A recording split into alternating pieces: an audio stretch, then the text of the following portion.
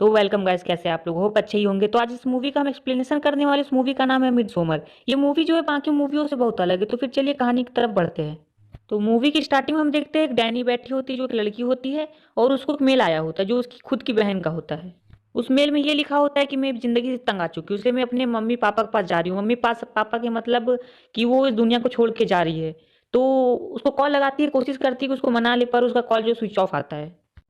फिर इसके बाद डैनी जो होती है अपने बॉयफ्रेंड क्रिस को कॉल लगाती है। जब क्रिस उसके घर आता है तो पता चलता है क्रिस जो उसके साथ मतलब सिर्फ टाइम पास कर रहा है, उससे सच्चा प्यार नहीं करता है। पर डैनी जो है क्रिस से बहुत सच्चा प्यार करती थी। फिर हम देखते हैं कि जो क्रिस होता है अपने दोस्तों के साथ बैठा हुआ है। दोस्तों के नाम होते हैं जॉन, मार्क और पेले। तो तीनों बैठे होते हैं और तीनों समझा रहे होते हैं क्रिस को कि तुम्हें डैनी को छोड़ देना चाहिए, क्योंकि तुम्हें वो मतलब अपने पास आने नहीं देती है, तुमसे दूर ही रहती है। तो फिर हम देखते हैं कि उसकी बहन मतलब डैनी की बहन जो आत्महत्या कोशिश करने की उसमें मतलब बुरी तरह घायल हो जाती है। तो इसकी वजह से डैनी जो है बहुत मतलब डिप्रेशन में चली जाती है, एकदम सोच में पड़ जाती है। फिर जो होता है क्रिस उसके घर आता है, कहता है फिर चलो पार्टी में चलते, थोड़ा मूड रिलैक्स हो जाए। फिर वहां पर क्रिस का दोस्त आता है पहले, जो कहता है कि स्वीडिश है, फेस्टिवल है एक, वहां पे तुम लोग को चलना होगा। तो स्वीडिश बता दूं आपको, एक फेस्टिवल है जहाँ पे सब लोग अपनी कम्युनिटी बना के मतलब फेस्टिवल को सेलिब्रेट करते हैं। और ये फेस्टिवल खास इसलिए क्योंकि ये सिर्फ 90 साल में एक बार आता है।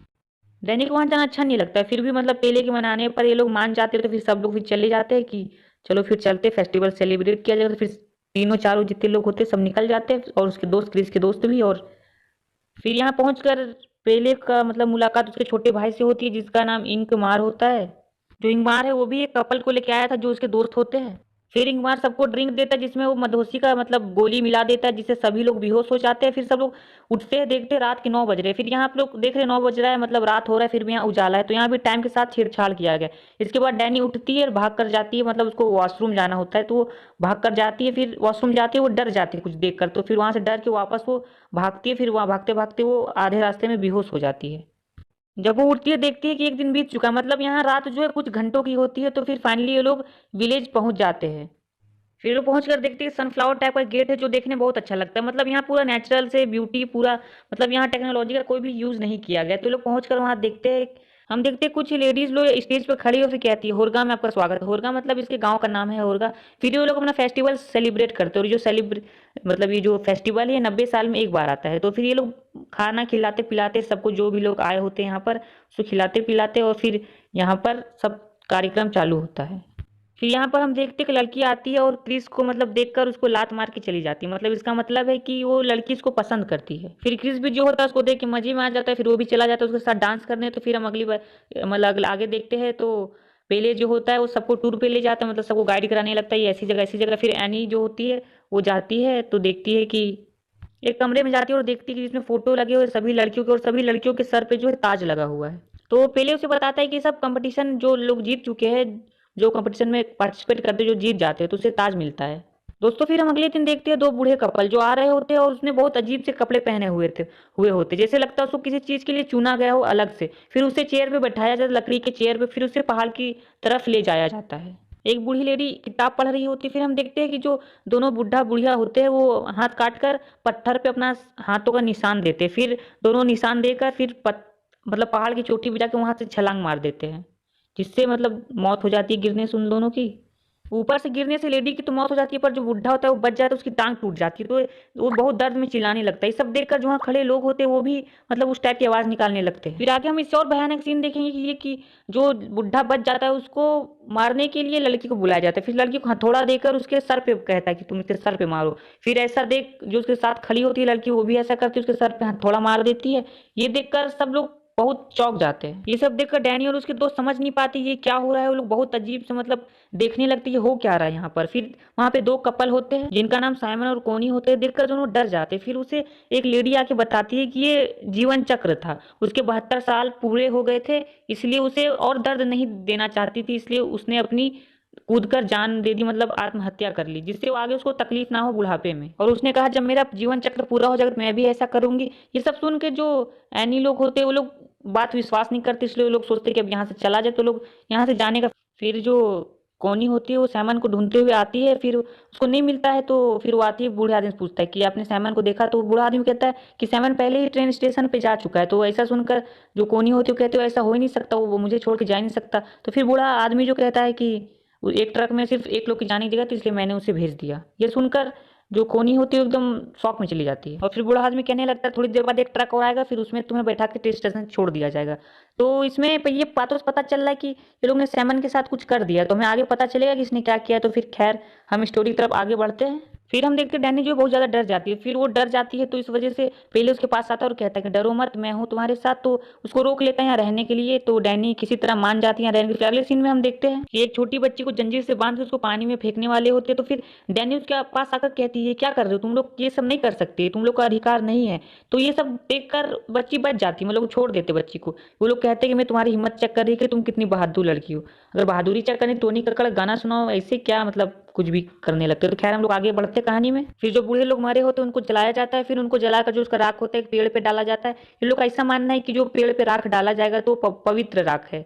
तो पेड़ जो पवित्र है और वो पूर्वजों का पेड़ है, तो उस पे जितने भी लोग जलाए जाते हैं राख यहीं डाला जाता है। फिर हम देखते हैं जो मार्क है जो बहुत बड़ी गलती कर देता है, वो जो पेड़ होता है उस पे जाकर टॉयलेट कर देता है। तो ये देखकर पूरे गांव वाले इकट्ठा हो जाते हैं, बहुत शोर शराबा मच जाता है। पहले आके कहता है ये पूर्वजों का पेड़ है, ये सूखा पेड़ नहीं जिस पे तुम जाके टॉयलेट कर दियो। फिर हम देखते हैं उसके दोस्त, फिर हम जो उसको देखते हैं जो उसका फ्रेंड होता है पेले का, तो वो एक किताब थीसिस लिख रहा होता है जिसमें वो लिखता है कि गांव में क्या चल रहा है, ये फेस्टिवल कैसे मनाया जाता है, क्यों मनाया जाता है, कहाँ से शुरू हुआ इस परंपरा का। तो ये कहानी किताबें लिखता है इस पर।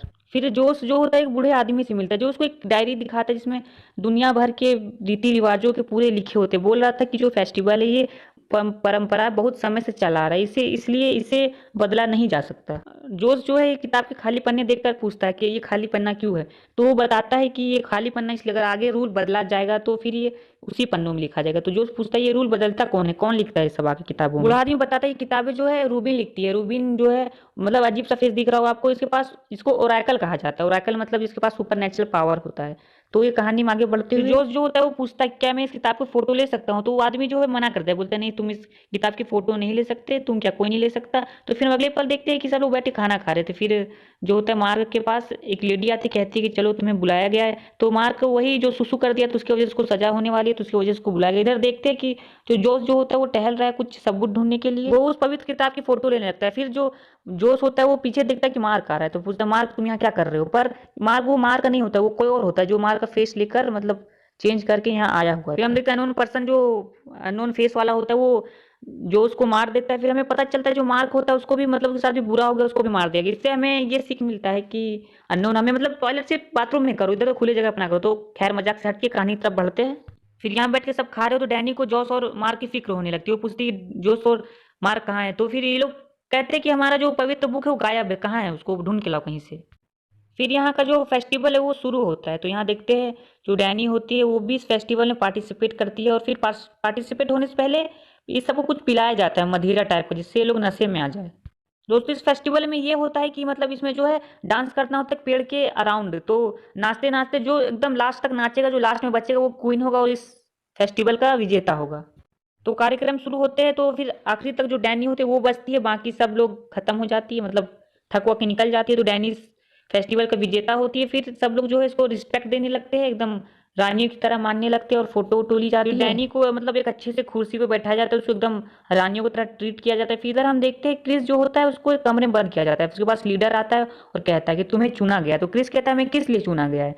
तो जो होता है लीडर बोलता है कि तुम्हें माया के साथ संभोग करना होगा।